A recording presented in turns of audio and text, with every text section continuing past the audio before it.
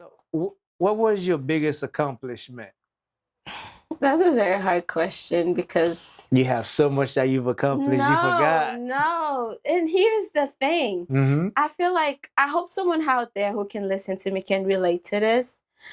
I kid you not. All of these things are like check boxes for me. I just like, in fact, I know you know this. It's really hard for me to like when you mention all these things, they get me really anxious. Like, okay, Yeah, like, I know what you like want to talk about, being yeah, but we you gotta know, talk about yourself. Like, like I don't really. I feel like I don't know, but it's just me. Like I just never feel like I've done enough for whatever reason. Although I've done all those things, I just feel like what else can I do? But I really do think that it's something that I do to keep my mind occupied and to suppress certain things. I'm starting to realize that that is something that I that's do. your drive right there. Because I'm the same way. Yeah. And a lot of times I find myself like, dude, relax, Yeah. relax. Like you Yeah. have done a lot. But talk about that. Now I left one thing out earlier. Mm-hmm. You got a home at the age of what, 25? Yeah. You purchased a home at the age of 25. She's not 30 yet. Graduated high school at 16. You want me to keep on going? No, please don't. Because you're Like gonna you get bought me your nervous. first home at 25. And she, you see what I'm saying? Like asking her, what are you most proud of? She can't find the moment. And I'm sure there's some things I'm leaving out. I know. Well, listen, buying the home was really it's an exit plan. Exit I plan. don't know if you want to talk more about it, but I've literally been living rent free for the past 4 years. So that was my exit plan. Tell the world about it.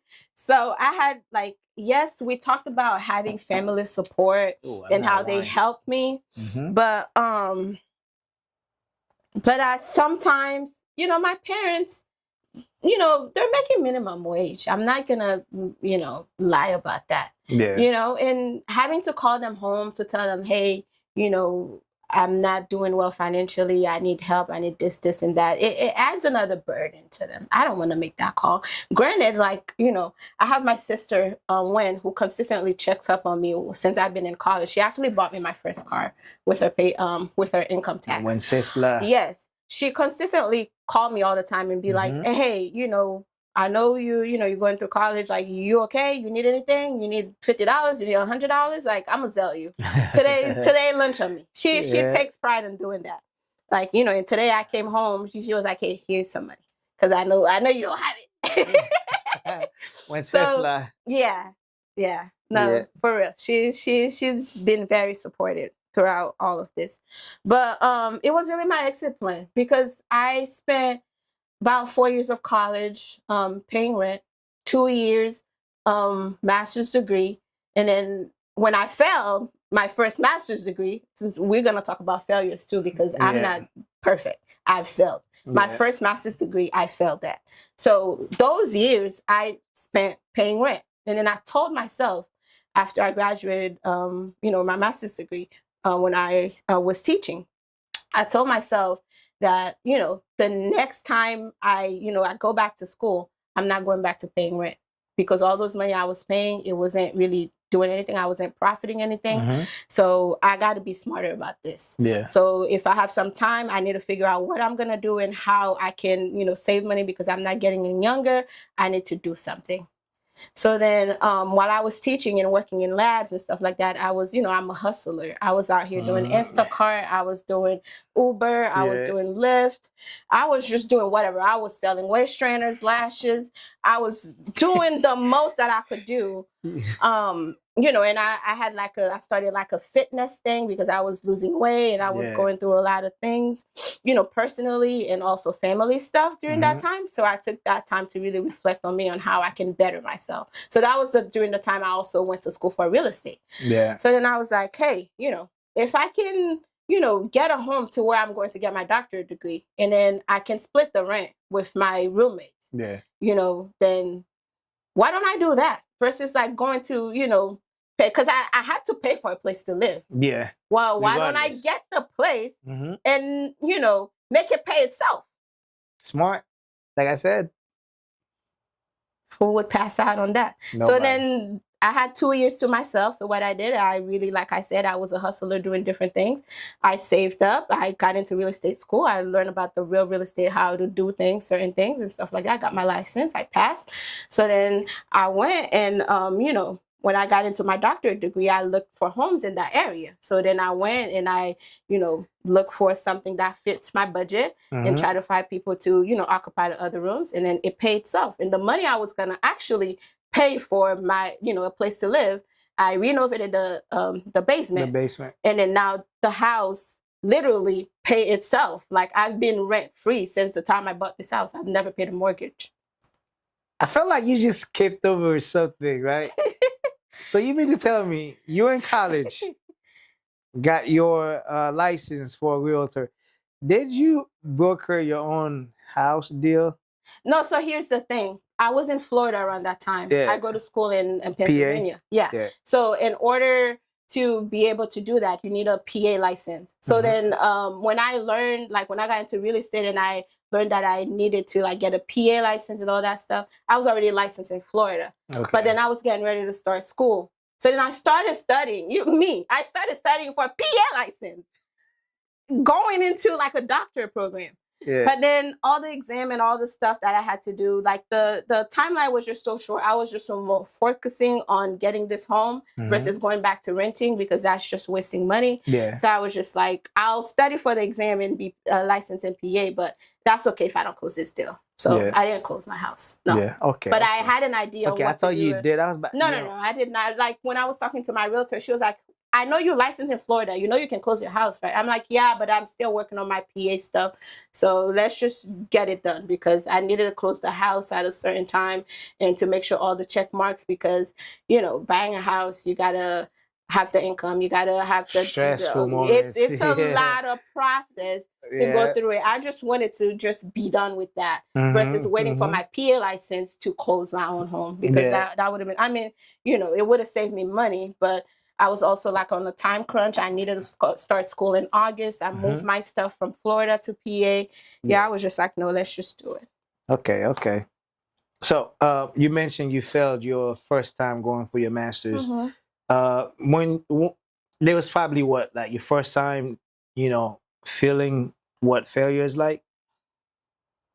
How did you take it? Oh man, it was bad. It was bad. That was the first time I cut my hair. It was bad. Yeah. It was bad. And I was going through a lot of things like family-wise. Yeah. There were a lot of changes within my family. It was bad. It was bad. How bad? Very bad. Yeah. How did you feel in that moment? I wanted to die. I wanted to die. Are you serious? I was. Here's the thing. I think a lot of people take me as like a strong person. Yeah. I'm actually very weak. Very, very weak. I think the things that I do them to suppress, like I said this before, I do them to suppress what's going on in my brain, what's going on within myself. Yeah. Like I just told you, last night I had no business staying up doing all I was doing at my house, when I had a flight at 5 a.m. Yeah. Why was I doing that? I got home from clinic. I could have just hop on the bed and just sleep and then go to my flight. I had no business doing that. So yeah. Just to go back to that, I think that time was really, really rough for me. And how did you? Sorry, cutting you off, but go ahead. Yeah, it was really rough. But you can go ahead with your question. How did you get out of that bad time? Like, what did you do for you mentally or spiritually to get out of it? During that time, it wasn't just me failing school. Like I said. There were a lot of changes going on in my family, which also like contributed to me failing school. And it was in a very new environment with very very lack of diversity. PA, yeah. No, it wasn't PA actually. It was in West Virginia. I was living in West Virginia, and I remember one day I was walking to class, and then this guy almost hit me, and then he gave me the finger. He was like, "Go back to your country," and I just got home and literally started crying. Yeah. But I was living in West Virginia. It was a very tough time for me, and I was trying to focus in school, and I had so much going on back home. I just had to pack my things and move back to. I wanted to move back home, but I knew if I keep going back to Florida, yeah, I'm gonna fail. So I moved back to Tallahassee, Florida. Yeah, where FAMU is. So I moved back. I called my mentor. I'm like, hey, I'm going through a lot of things right now, and I just don't think I can finish this program. I just need space. My family's going through a lot, and I'm going through a lot, and I don't think I can focus. Blah blah blah blah. And then she was like, well, Stella, why don't you come back and work in my lab? You know, while you're working in my lab, you can get your master's for free. And I know you don't like chemistry, but you know, we'll work through it. And then by that time, it'll get you ready for your next level. Okay. And I know mentally I wasn't prepared for all of it, but then because she was so assuring, I decided to give it a chance. I mean, it was a free, you know, it was a free degree. I didn't pay for my master's degree. So then I was like, why not? Let me just give it a shot, although I'm going through a lot. So then I packed my stuff. And that's one thing about me. I'm not patient, which is what I'm working on. So whenever I feel like something is not working, I got to cut it. I got to find a way to get out of it. Because there's no need to play around. Yeah. It's not working for me. I gotta go because there's no way I'm taking out loans to pay for a master's program that's supposed to get me to my doctorate, and I'm failing, and that's a lot of loans that I'm taking. Yeah, it makes no sense to me. For sure, it makes no sense. I'm studying, I'm crying, I'm doing this, I'm calling my mom. It makes no sense. Stella, go get your life together. Go get your mental state in a better position, and then you can go on. Yeah. So I just pack all my stuff, and then I moved back to Tallahassee. And that mentor, she's like a mom to me. Yeah, and you know. So, what's her name? Dr. Onizili. Yeah, give her a shout out, please. Yeah, Dr. Onizili. We appreciate people over here like that. I don't know if she would like me saying her name right now. She's kind of like low key. That's okay. We appreciate you deeply, okay? Yeah, so she took me in her lab, and then we worked on a project like plants from Africa that are known to have medicinal properties. So we were extracting plants, and you know, we're just getting different compounds from them and testing them. We test them on cancer cells, breast cancer cell, prostate cancer cell, and they did show good results and stuff like that. So I was really back into something that I actually like, and I wanted to investigate. Yeah. So I did fine with that master's program, and after that, that's when I started teaching, and then started studying to get into the doctorate program that I'm in right now. Yeah. Okay, so I think we skip a question though. What was it? It was like, how did I cope with going through what I was going through during that time? Yeah. Yeah. I was just about to ask you that. Yeah, during that time, it was working out. I worked out a lot. And work out, always do it though. I worked out a lot, and if you can go back to my pictures, you'll see during the time I lost a lot of weight. I remember. And that's when I was going through that. Yeah, I was just so down. I didn't think of myself. Taking your frustrations out in the gym. I was just like, damn, Stella, you really not it. Like, this is it for you. No. So yeah. What worked out and got closer to God. We're not gonna forget that one. All right, got closer to God, perfect. And then worked out. Because that might have been the most pivotal moment in your life. Sometimes we tend to forget about ourselves. Like if you're a go-getter, you will understand that once you are in that mode, you see nothing else. That was like the universe or God saying, yo, take a moment for yourself. Yeah. You have forgotten about yourself. So take a moment for that. Absolutely. And I really cherished that that moment, which is why I said in the beginning, I don't know if you remember, like a lot of times your failure dictates who you will become. It was during the time that I got to question myself, Stella, what do you really want? Why are you going after this? Is there something in particular that reflects you, like, the reason why you're so ambitious about this? Like, what exactly do you want? That's when I got to know myself and what I really wanted to do. And another thing too, like, we all do it.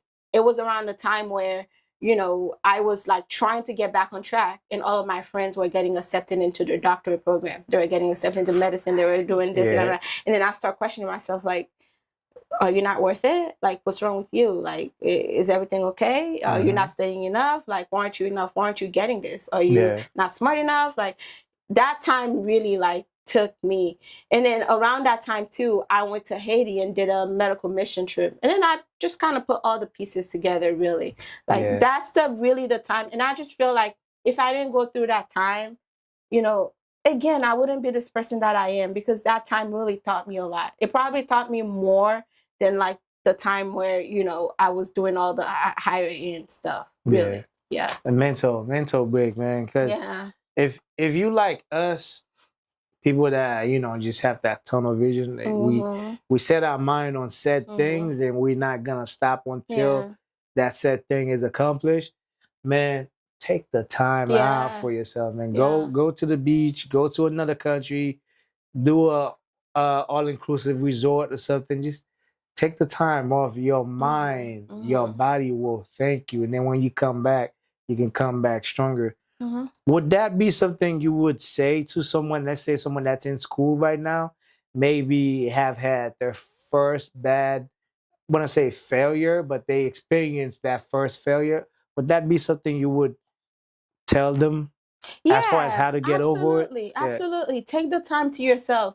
And I said this in the beginning too. It's not about rushing to check boxes by a certain age or by a certain time. You got to do this because, you know, if I was quite honest with myself, when I was a little girl, I said by 25, I'll be a doctor, I'll be married, have a happy family with 6 kids. That was, I mean, I don't know how, like, how like life did not come with an instruction. We're all doing our best to make sure that, you know, we live a life an unforgettable life. That's the main thing. So there's no really rush to it, although like someone else life might look like, you know, the glimpse that you get, it might look like it's the perfect life, but it's really not, because I kid you not, some people, you know, without listening to this podcast, they would have never known that I went through this. You know, because I never went on those social media and be like, hey, you know, this is what I'm going through. I'm going through a massive depression. And I you know, that's when I started seeing therapy too. So it's like, it's not about getting, you know, quicker or, you know, it's not that. If you need the mental time, because if you cannot be there for yourself, if you cannot show up for yourself, then it's not going to get any better. And you have to be there. And it was during that time that I figured out I wanted to be an eye doctor because, you know, my career, it was kind of like, okay, I wanted to be an, you know, OBGYN. I wanted to be a pediatrician. And I was, you know, going into all these different things. But it wasn't really during that time that I asked myself, what's the reason why you want to become a doctor? And I start to reflect on, you know, my grandmother having problem with eyesight and, you know, in Haiti and not being able to have doctors to help her.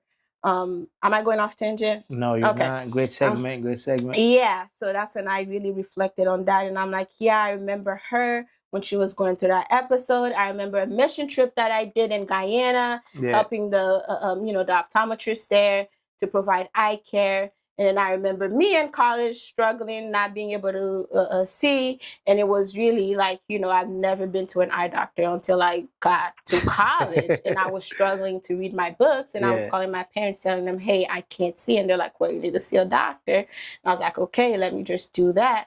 So it was really during that time that I had those things to really reflect and put all the pieces together and be like, okay, Stella, why don't you apply? Why don't you take the test? And I took the test and I applied and got in.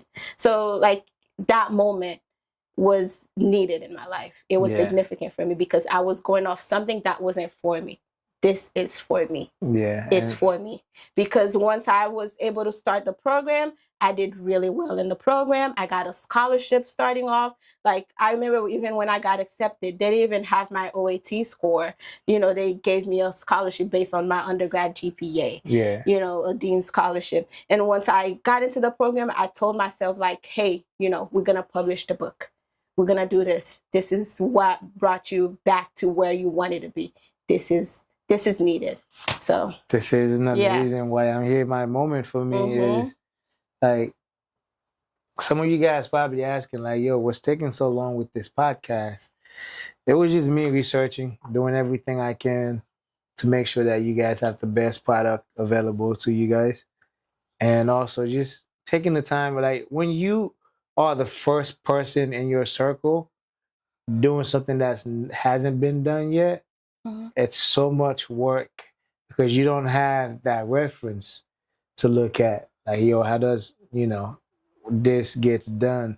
So then again, every time I delay the podcast, it's always something like, yo, you gotta give the people what they're looking for. This is what you wanna do. You wanna help. This is how you help, right? So we're gonna talk about eyes right now, which I know is something you couldn't wait to get into because you hate talking about yourself. So I have some fan questions that we're gonna get into after, but some eye questions I have for you is, what are the best practices for preventing eye conditions as people ages, if there's anything? I mean, the main thing really is to get your eyes checked, like that routine eye exam every year. You know, depending on your age, we can probably, and your health condition, we can probably stretch it out every 2 years. But it's really getting that eye exam because, and when I say eye exam, I mean like a fully dilated eye exam. Yeah. You know, where they put it in the drops and they have like a 3D views of the back of your eyes. Okay. So it's really what you need to do to ensure that your eyes are in, you know, healthy conditions. Okay. You know, you can always take, you know, your leafy greens, you know, like your kale. Carrots help? No, that's a myth. You know, you can always do that, you know, to stay healthy and things like that. But really, it's that eye exam that tells us whether you are, you know, we need to see you 2 to 3 months or 6 months or every year, every 2 years. So get that done. That's crucial. Okay. So how often should the average person get an eye exam done? Yeah, that's what I'm saying. So if you're like, you know, if you're young and depending on your health condition, you know, like we can stretch it out to like 2 years if you're a healthy individual. Yeah. But like if you're someone who's like diabetic or you have high blood pressure, then we want to monitor you closely because those things, they do affect the back of your eyes. They do cause blindness, and we don't want that. And blindness is irreversible. So we need to make sure that we're monitoring every aspect of that to make sure you don't lose your vision. So get your eyes checked again. Okay. Next question is, what is dry eye? Why is it so common?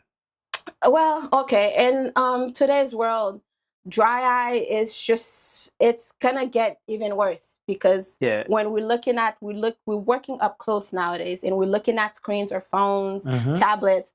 Even little kids now are having a lot more dry eyes than before. TV screen, man. Yes, because they're just looking and they're just not blinking.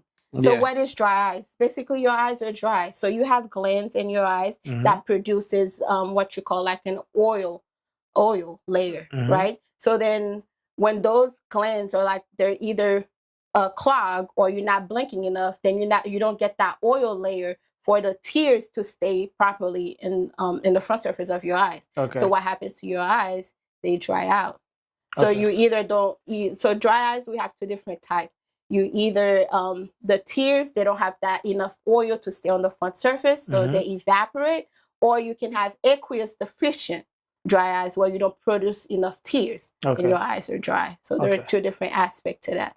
So, you know, you can buy over-the-counter lubricating drops to help you if you feel like, you know, any itching, tearing, burning, you know, sensation. A lot of times when people tear, they don't think it could be dry eyes. It is dry eyes. You know, you're not producing that oil layer for the tears to stay in your eyes the way they're supposed to. So then what do? They drip down. So you are having dry eyes with tearing. So would you say, beside going to see a doctor, would you also say giving your eyes a break?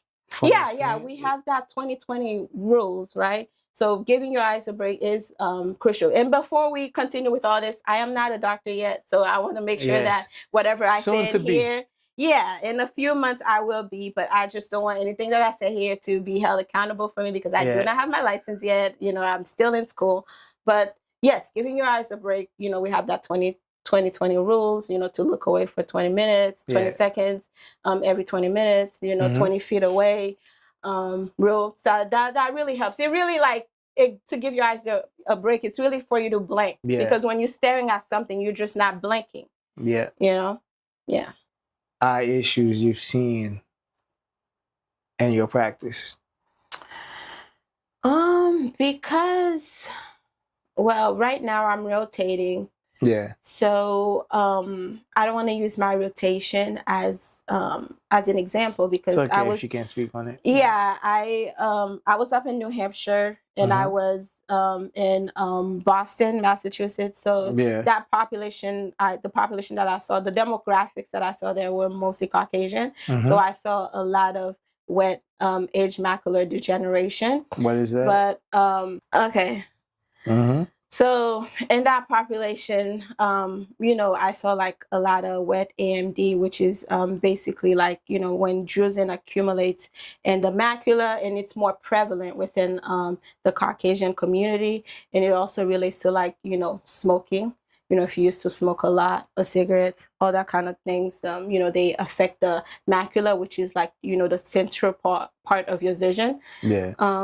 So, but when I'm in Philly, it's more so like African American demographic. So because of that, I see a lot of diabetes. So I see diabetic retinopathy. I see hypertensive retinopathy. I also see a lot of glaucoma within that population as well. So it just really depends on where you are. But since I'm in PA more, so I will say that I see a lot more of diabetic retinopathy. Your book. Okay. Yeah. What inspired you to write a book? And most of all, why a children's book? Because again, we go back to me not having that person in my community to really seeing, like when I say my community, I meant like in my family. I'm the first to do a lot of things in my family, so I didn't have. You see how like other people, they're able to be like, oh, my aunt did this. It's easy for me to do it, but I had to find outside resources, and I'm a firm believer that you start them young because it was that childhood That's dream one of that your I had. quotes too online. Yeah, it was really because of that childhood dream that I had that really like, pushed me to be who I am. So I just feel like if I can inspire the kids to be whoever they want to be, they don't have to want to be an optometrist, eye doctor. Yeah. They could, just want to be whatever they want to be in life. They just need to focus and, and apply themselves to it. And then, they'll just get it done. So I think, I chose like a crowd that I'm really passionate about, helping, building, and teaching. Even like when I do my read aloud, and I used to be a teacher too. So, we're just being with them, connecting with them, seeing where they're thinking. It's just really cool to be around. But now I must say, doing a kid eye exam is very challenging for me. I'm not even gonna lie to you. Why is that? Because it's one thing that I'm working on. Patient? Yes, it's one thing that I'm working on. Yeah. Because the other day I was doing an eye exam on a 5-year-old, and she was just moving all over the place. She was crying. It was just, it takes longer than usual, and you do a lot more testing compared to adults. But it's something that I'm working on because I really do, with Travail pour Haïti, the nonprofit organization that I started. It's really restoring hope charities. I really want to go to impoverished communities and give back and do free eye care. That's like one of my goals. So, and I really want to be a well-rounded doctor. So, because I don't want to go into a place where I see a little kid and I can't help them. So I want to be able to, impact the little kids and, because if we don't impact them, they don't see the benefit of becoming somebody to help the rest of the world. So, and especially right now with social media, everybody want to be a YouTuber or a gamer, but, just kind of like have a positive influence on them. So would you say your grandmother, she had eye issues? Yeah, she had several eye issues, actually. I can't speak on a lot of them because, like, unfortunately, she passed away even before she was able to witness me get my white coat. And I remember just like, I remember just like, when she had her cataracts removed, she was just like, oh my God, I can see you clearly. Oh my God, you're so beautiful. And, that was one of the things that I still remember from her. And, and throughout our conversation, she would always say, I don't think I'll get to see you when you become a doctor. I mean, I guess she was right. Yeah. But which is why my book is Grandma Can You See? Yeah. Because she did have multiple, but being in Haiti, you know, even having a simple cataract surgery can lead you to blindness. Whereas here, cataract is done in 10, 15 minutes. You walk out, you see clearly, you're fine. So just not having access to these kind of things, you know, really put you, you know, at a disadvantage. So, yeah. Okay, while you're speaking on that, we had a fan question about cataract too. Can you explain to the audience what it is? Yeah, so basically you have your normal lens, not my brother. You have so you have your normal lens that you're born with, right? So when you're born with it, it's fresh, right? Yeah. So then as you get older, you get more exposure to UV. So which is why in school they really teach us, like, you know, kids, like, it's very important for them to wear sunglasses because their lenses are like really fresh and you know, their pupils are big a lot of times. So all that, you know, UV coming from the sunlight and you know, hitting it, you know, it's just getting it cloudy. So as you get older, you know, you're born with that fresh lens, and as you get older, with more birthdays, we want to say, and also the UV being an impact of it coming from the sun, you know, it just goes straight into, you know, and it just get cloudy over time. So everybody gets cataract, you know, it's just a matter of age, right? And how much you wear your sunglasses to protect your eyes, that kind of thing. Okay. So, yeah, so you get to maybe like closer to 70, 75 or so, you get them removed. It's a very fast procedure, 10, 15 minutes. They go in there, they remove the cloudy lens and they put in an implant, which is fresh and you see clearly. It's just, you know, cloudy lens. Okay. I think I have about 2 more fan questions for you. For those fans, they will appreciate you. The first one is, what is your opinion about glaucoma diagnosis on Caribbean people?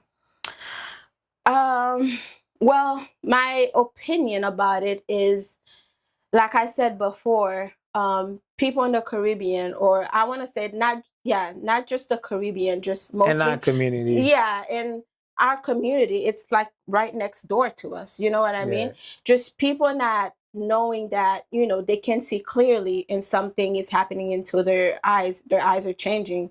It's just, you know, it's just, they just need to be educated.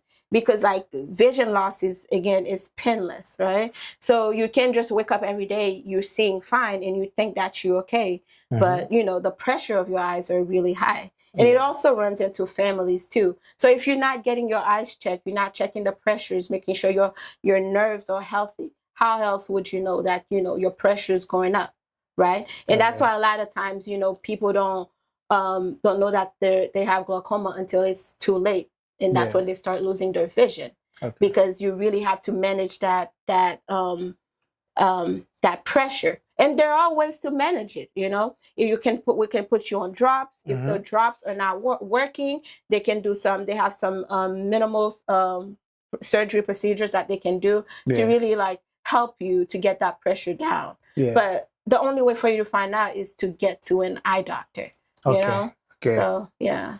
And so here's one thing I want to add. So my opinion on that is, you know, if someone really wants to like know how their eyes are doing, they really need to go get an eye exam, and making sure that, especially if you know that it runs in your family, because there's no way you know that something runs in your family and you're just, you know, letting it go. And just aside, to go off tangent a little bit, like while I was doing my externship, a healthy male, Hispanic, 40 years old, with not taking any medication, nothing. He came in thinking that he needed new glasses. And, you know, when I checked his pressures, it was like 40 something years old. And he had like LASIK surgery, which is like a refractive surgery where they like remove part of your like, you know, the cornea of your eyes. They flatten it to make sure like, so you don't wear glasses if you have like a, you know, very high, if you're myopic, you have a high prescription, just so you can get out of glasses, you can get LASIK done. So you know, measuring his pressure at like 40 with having that procedure means that his pressure was even higher than 40. Yeah. So then when we ran all the tested and stuff like that, and then we just found out that his nerves were like so large and thin that he was like, you know, mild to moderate stage of glaucoma, and he didn't even know that. He just wanted some glasses. So now he has to be on drops for the rest of his life. Mind you, it's 40, and he had some defects already. I need my and just to be done one yet. Just to be quite honest with you, a lot of times people come into the clinic, we check their vision. They don't have vision that's okay to drive out there. And you're really wondering like why there are so many car accidents. Like a lot of time I have to ask, did you really drive here? They're like, yeah, I drove here. I'm like, your vision is not good to drive. And then they're just like, well, I drove here. I mean, damn. Yeah. Yeah. Okay, well, that sucks. And then you said something about vision. Once you lose it, that's it. Yeah. There's no coming back. Yeah. Yeah, I mean, it depends. It depends, right? We have a different type of vision loss. Yeah. You know, if it's due to glaucoma, or if it's due to diabetes, or like any, you know, vascular changes sometimes that, you don't get it back. But we do have an episode like, you know, transient vision loss where you lose it and then you get it back. So my last question for you is, what is stigmatism, and is there any cure or way to prevent it? So what is astigmatism? It's basically when you look at a football, you know, a football, right? There is a vertical meridian and a horizontal meridian, right? So astigmatism just tells you that, you know, vertical versus horizontally, they have different powers. So they're not the same. Versus like someone who doesn't have astigmatism, they have the same power. So it's kind of like sphere. So, you know, that's basically what it is. It's just the way your eyes are shaped, and, you know, you have different powers within, you know, the different meridians, and that gives you astigmatism. Okay. But wearing glasses, you know, corrects for that. That's my last fan question for you now. Before we are gonna segue into Travail pour Haïti, but your motivation, passion for helping others, where did that come from? I think it came from my mom. My mom, she's always like, I grew up with people that are not family, but became family to me because my mom just kind of took them in and paid for their schools, they, you know, helped them around. And my mom, she's very religious, so she believes in giving back to the community. So she would kind of like, you know, make her promises to God, and then she would kind of be like, hey, if you know, this is what I'm gonna do. So I can't remember what exactly she was going through, but my first time back to Haiti was with her. So we ended up feeding people at the prison in Saint Mark. So, you know, just being able to experience that with my mom doing it, although like my mom didn't go to college. My mom, you know, she's my mom. You know? So then just seeing her, how like she's living like paycheck to paycheck.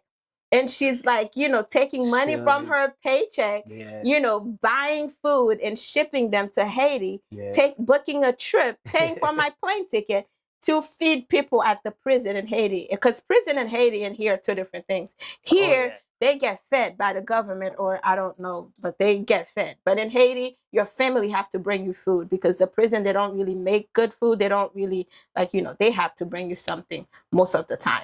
So for her, me witnessing her doing that, it was just like, I felt really good, you know, after doing that with her. Because I literally stepped foot, like, you know, the prison in Saint Mark behind the Catholic church. My auntie lived right next door, so I know what you're talking about. So I grew up in Haiti. You know, I never stepped foot in it. So now me coming back to Haiti and we're going to the prison, and I'm just like, oh my gosh, you know. And then I saw how the people were in there, like, you know, it's like, you know, 10 people per cell. It's just it's brutal. It's brutal. So me experiencing like, you know, her doing that, and I just kind of felt like really good about it. So then I started doing like mission trips with different organizations. And then, you know, every time after a mission trip, I just really feel, you know, really like some sense of like awakening, like, dang, oh my God, this is amazing. It gives me I feel rewarded. It's a very rewarding experience going to different countries and helping others who are less fortunate. So I really take that into heart. And then I was like, well, what can I do myself to help other people? And it was really, again, during the time that I felt, I had extra time to do things.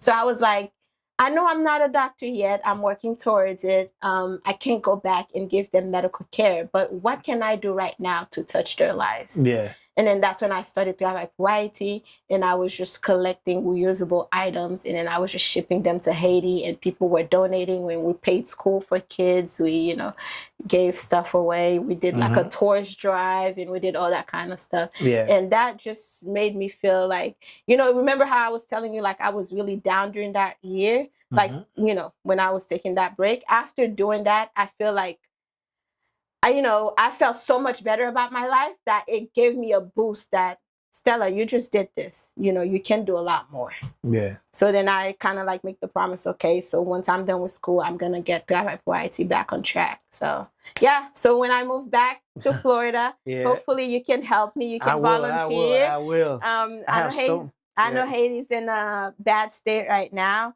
but we don't have to keep it to Haiti. It can be in our local community, or it could be other countries too. You know, just kind of give back. I just kind of like want people to experience it, just so they could see what it feels like. And hopefully, like, even if they don't do it, their kids can do it.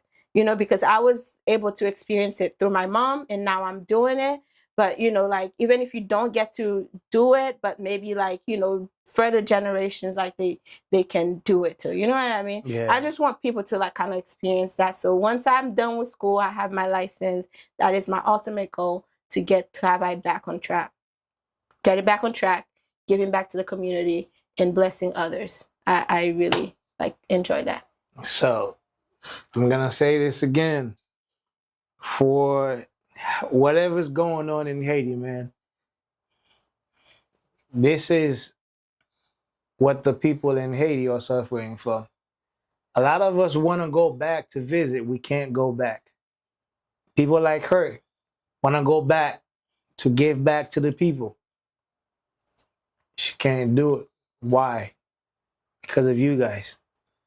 And if Haiti's going to be any different than it is right now, it's going to take you guys to lower your weapons, whatever it may be.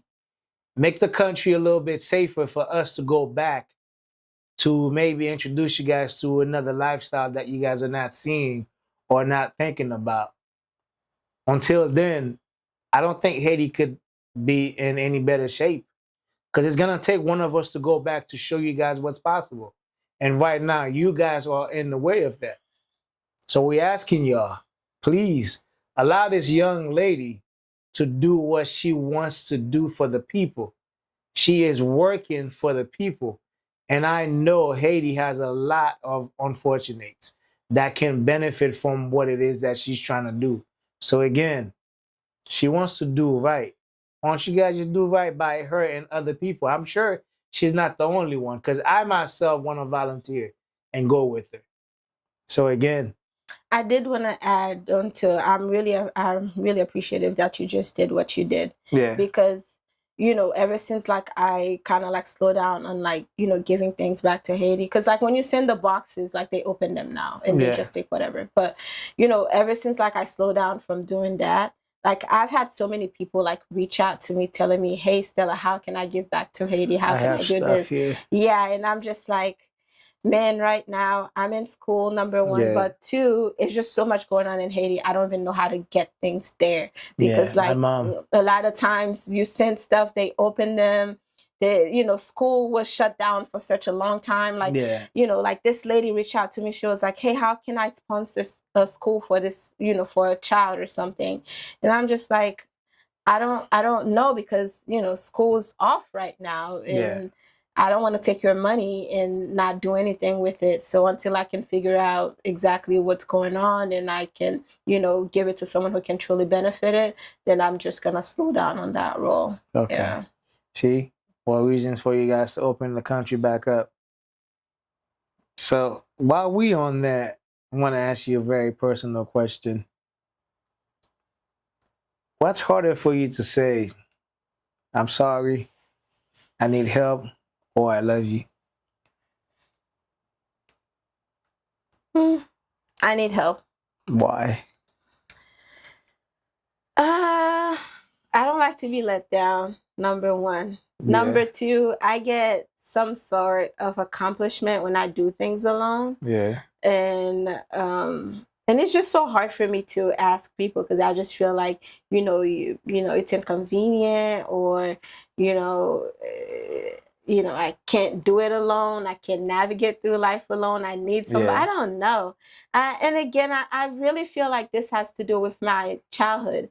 And I think it's very important. Like, granted, like it was a situation where, my early beginnings weren't with like both parents in the household because my dad was here and then my mom was in Haiti with us. But I really feel like because I've watched my mom, because like when I went to my therapist, I mean, they kind of like dissected all that with me too. It was like me watching her do so much by herself. And I think I fed off on that a lot, that I always put a lot on my shoulder. But that's not what I know. That's not what I want in life. Yeah. I know, because like, sometimes I really feel like, it's heavy, but I'm just not the one to ask for help. But if you're like, tell me, hey, Stella, let me do this for you, I'm more than happy. Yeah. But me going to you to ask you to help you do it. And I just feel like the more that I do for myself, the less like I feel like I can ask people for help, because I always go back. Why can't I do this? I just did this. Like, you should be able to do this. And I just do it. Yeah. Okay. That kind of thing. Okay. Because you've done so much, and it sucks that you still can't find, like, so what is your proudest moment of your life? My proudest moment will be when I walk on that stage in May 2026. That would be my proudest moment.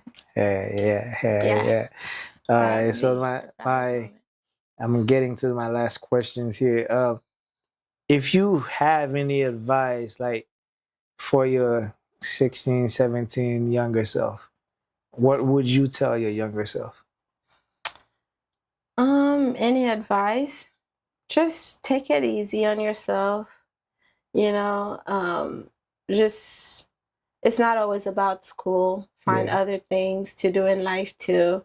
Because I think because like I've always been like so focused on school, I missed out on, being a full teenager. Like when people sit there and they tell me like, they're watching like, reality shows. Yeah. I have no interest in those. Same. I don't even watch TV. My uncle fucked that up. I don't even watch TV. Yeah. And I don't even like to play games. Even when I go to function with people, it wasn't until college that I really got into playing games, because you do that a lot in college. But even like just simple games, I grew up playing with myself and my dolls. Me and my dolls, that's it.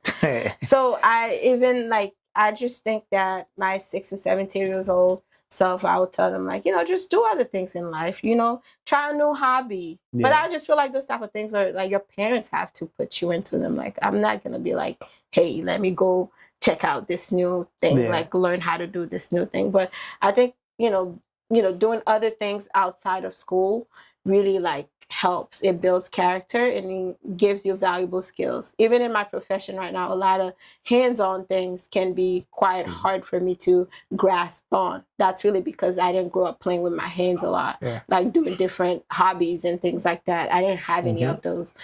So, yeah. Okay. We're getting to the last questions again. So if there is, I'm pretty sure there will be, like someone that's going to college right now that's looking to do the very same thing you had accomplished, what advice would you have for them as far as how to stay focused? Like, I know you had your down times, your bad days, character building days. What would be your advice to someone that's looking to accomplish the same thing you've accomplished? And also, if they have encountered failure, what would be your advice to them? Yeah, accounting failures, just know that it's normal. Like, everyone goes through it. Although you see it or not, it's teaching you a lesson. Rather than rushing it, take the time to learn the lesson and then you'll feel 10 times better, with your next move versus like rushing through it. I think that would be my advice on that. And for someone who's going through college and, just trying to navigate it, don't just focus on school. Have some fun. Have a lot of fun in college. And especially like, find out one person, in college that, you can rely on and study with them, but also like do enjoy the life, because you do not get it back. Until this day, like, I'm very happy that I actually went away for college, because the experience that I had at FAMU was just incredible. And that's where I miss my best friend right now. Most of my closest friends are from college, really. Yeah. And we really held each other accountable. We all accomplished great things in life. We all went, we did party, but at the same time, all of them, they either got masters and up. So, just really find that friend group to really support you. Have fun. And if you feel like you're doing something and you're not enjoying it, I think it's best to take the time to find out what you want to do versus like keep going into something that you don't like. Because what we see is that a lot of times people are just, they're taking out loans. They're just getting this bachelor's in science just to say they have a bachelor's in science. But if you don't actually enjoy doing things that align with bachelor's of science, you're going to be very depressed. You're going to have a degree sitting here for you. You're not going to work on it. And you're going to be very miserable afterwards. Yeah. So if you're majoring in something that you feel like it's not aligning to your goals, your values, or you're questioning it, it doesn't looks clear to you. Again, this is not about age. Although you kind of did make it about age tonight, but it's not about finishing it faster, quicker. Take the time and really assess if this is for you, rather than just, taking out money and just wasting it in something that you're not even passionate about. Okay. See, that right there comes from the heart. And Travail pour Haïti, I know you had a page. Is there something you promoting you want to give a shout out to? And also the people that want to explore your page, whether it is to give back or just to explore the page, so that way they can have it as a reference when they are ready to give back, and also so they can help you when you're ready to go back to Haiti and give back to those kids out there. Like, how do they find that page? And if there's anything else you want to promote, she has a book out too. She's going to talk about that book. She didn't bring a copy in today, but tell the people how to find your book and also Travail pour Haïti page on social media. Yeah, so on Instagram, you'll literally type out Travail pour Haïti. When you edit this, you're able to put it, right? I'll put a link. Okay, so if you can put the link on Instagram and Facebook, it's Travail pour Haïti. So you can follow there. Once you follow, whenever I'm ready to make that transition, I'll keep the page posted and stuff, and you'll be able to see what I'm working on. I do not have a website for donation. I used to in the past, but because I've slowed down from the work that I'm doing, so I don't have a website to collect any monetary donation or nothing from people until I'm ready to get back on track. So just following the page is really how you're gonna stay updated with upcoming news, and then we'll be able to move forward. And as far as my Grandma Can You See, my book, you can get that off on Amazon. We just got published on Amazon maybe a month ago or two. I still gotta give you that review. I typed it, never sent it. That was like 2 weeks ago. Wow. But if you go on Amazon, you type out Grandma Can You See, you should be able to order it. And if you have Prime, you can get it in 2 days. And it'll be right at your fingertips. All right, perfect. I have something for you.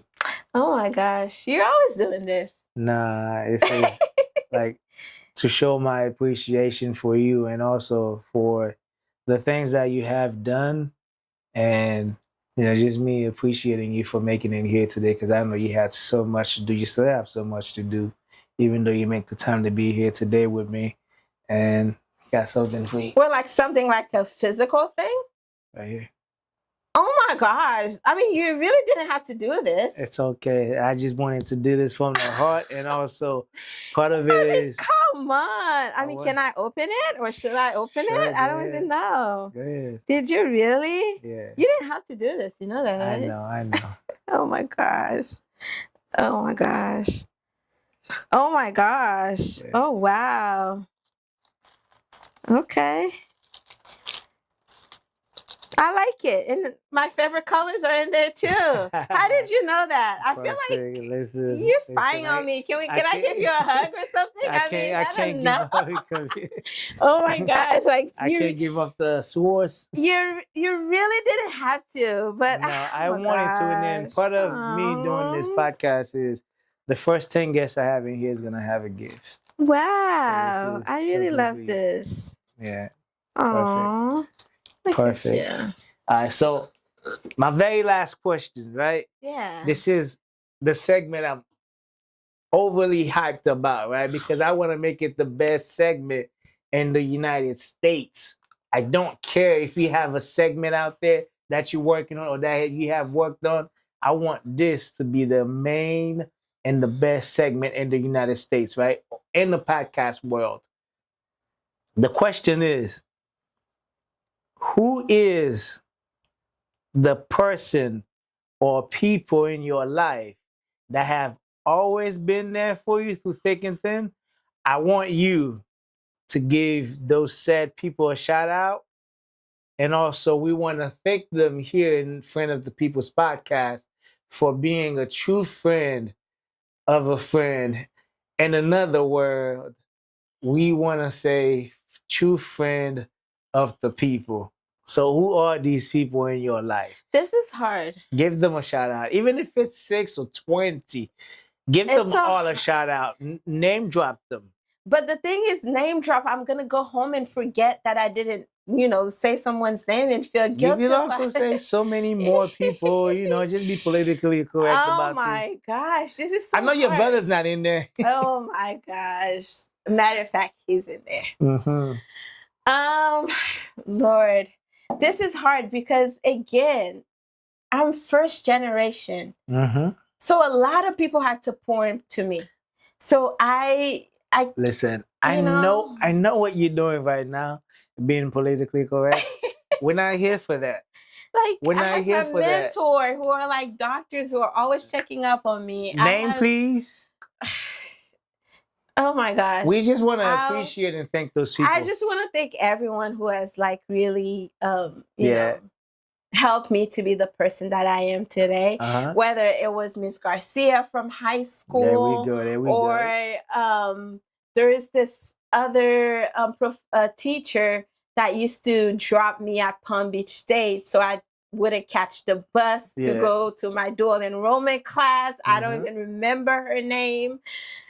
Everyone, even like the people who like helped me to get into PCO, Pennsylvania College of Optometry, like even the people who helped me like with my undergrad, I just want to thank everyone who really shaped me to be who I am today.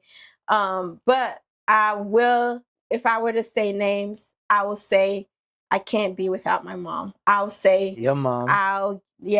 Denise Silves, I'll give that to her. Yeah. Because even at this big age, if I call her and tell her, Mom, I'm going through this, and she'll find a way. Even like right now, I have to take boards, like state licensing exam.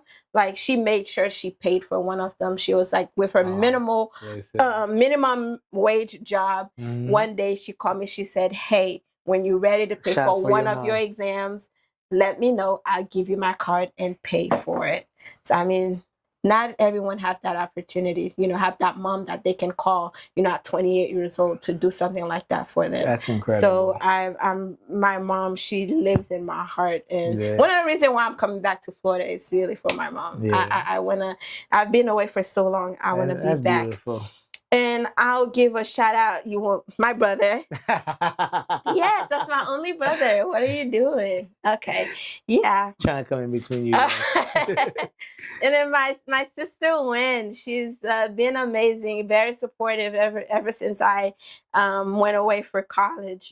She's always checking in, making sure I have this and that. And then my auntie Tati Wislin, she would not stand a day without talking to me. And if she she can't reach me, she'll blow up my phone and call everybody and be like, hey, where is my niece? Where's my daughter? You know, like, where's my makome? Because, you know, we share all of those titles together. Yeah. You know, she lives deeply in my heart. I know she loves me very much. You know, there are days that I don't talk to my mom, but I talk to her. Like, if my mom can't reach me, she'll call my auntie and be like, hey, did you talk to so-and-so? Because we really have that relationship where she does not miss a day without, like, you know, reaching out to me. So those people, you know, that, you know, a perfect day is me talking to my mom, Kati, and my sister Wen, and occasionally Lens is in there too. Yeah, because he's busy. He has his family and he has business going on. Oh, so I'm proud of him though. Yeah, he's doing well for himself. So those are understandable. So those people, I talk to them on a regular, and I would give them like a personal shout out. But I'm also very appreciative of everyone who like really shaped me into who I am today. Okay, so if I would ask if there's anyone you would love to see on the podcast, would it be your brother?